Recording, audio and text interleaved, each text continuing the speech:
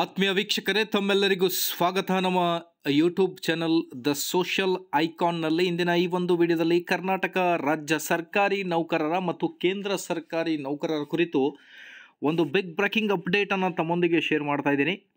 ವಿಡಿಯೋನ ಸ್ಟಾರ್ಟ್ ಮಾಡೋದಕ್ಕಿಂತ ಮುಂಚೆ ನೀವು ಕೊಡುವ ಒಂದೇ ಒಂದು ಲೈಕ್ ನಮಗೆ ಸಪೋರ್ಟ್ ಆಗಿರುತ್ತೆ.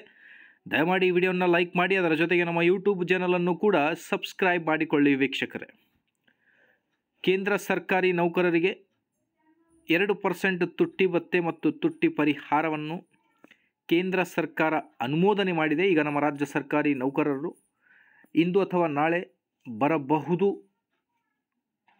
ಕರ್ನಾಟಕ ರಾಜ್ಯ ಸರ್ಕಾರದಿಂದ ಆದೇಶ ಅನ್ನೋದ್ರ ಬಗ್ಗೆ ಕುತೂಹಲದಿಂದ ಕಾಯ್ತಾ ಇದ್ದಾರೆ.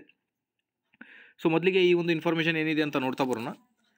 7ನೇ ವೇತನ ಆಯೋಗವು 2.57ರ ಫಿಟ್ಮೆಂಟ್ ಅಂಶವನ್ನು ಶಿಫಾರಸು ಮಾಡಿತ್ತು. ಇದು ಕೇಂದ್ರ ಸರ್ಕಾರಿ ನೌಕರರು ಕನಿಷ್ಠ ವೇತನವನ್ನು ಶೇಕಡ 157ರಷ್ಟು ಅಂದರೆ 7,000ರಿಂದ 18,000ವರೆಗೆ ಹೆಚ್ಚಿಸುತ್ತೆ. ಈ ಹಿಂದೆ 8ನೇ ವೇತನ ಆಯೋಗದ ಅಡಿಯಲ್ಲಿ 2.86 ಫಿಟ್ಮೆಂಟ್ ಅಂಶಕ್ಕೆ ಬೇಡಿಕೆ ಇತ್ತು. ಆದರೆ ಮಾಜಿ ಹಣಕಾಸು ಕಾರ್ಯದರ್ಶಿ ಒಂದು ಸುದ್ದಿವಾಹಿನಿಗೆ ನೀಡಿದ ಸಂದರ್ಶನದಲ್ಲಿ 2.86ರ ಫಿಟ್ಮೆಂಟ್ ಅಂಶದ ಬೇಡಿಕೆಯು ಚಂದ್ರನನ್ನು ಕೇಳುವಂತಿದೆ ಎಂದು ಹೇಳಿದರು. ಫಿಟ್ಮೆಂಟ್ ಅಂಶವು ಸುಮಾರು 1.92 ಆಗಿರಬಹುದು ಎಂದು ಅವರು ಸೂಚಿಸಿದ್ದರು. ಹಾಗಾಗಿ